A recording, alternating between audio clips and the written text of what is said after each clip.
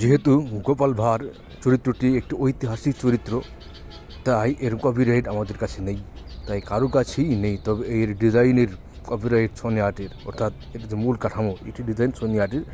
গোপাল ভাঁড় এর আসল জীবনে সম্পর্কে তথ্য বের করায় এই ভিডিওর মূল বক্তব্য।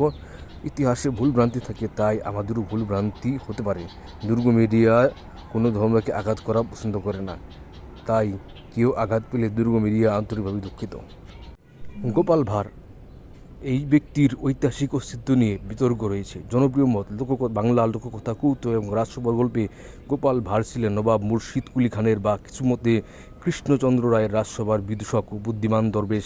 তাকে কেন্দ্র করে অনেক মজার গল্প আছে ছড়িয়ে বাংলায়। ঐতিহাসিক সত্যতা, গোপাল ভাঁড়ের জীবন নিয়ে কোনো ঐতিহাসিক তথ্য বা দলিল পাওয়া যায় না। তার সম্পর্কে যত কথা প্রচলিত সবই লোককথা বা জনশ্রুতি থেকে এসেছে। অনেক গবেষক মনে করেন তিনি এত বাস্তব কোনো ব্যক্তি ছিলেন না, বরং গোপাল ভাঁড় নামটি দিয়ে বিভিন্ন সময়ের রসাত্মক চরিত্রদের গল্পকে একত্রিত করা হয়েছে। যেমন বীরবল এবং মোল্লা নাসিরুদ্দিন সহ আরও অন্যান্য ঐতিহাসিক যে চরিত্রগুলো আছে, সেই চরিত্রগুলো থেকে অনুপ্রাণিত হয়ে এই চরিত্রটি তৈরি করা হয়েছে। এবং গোপাল ভাঁড় নামে আসলে কোনো চরিত্র নেই।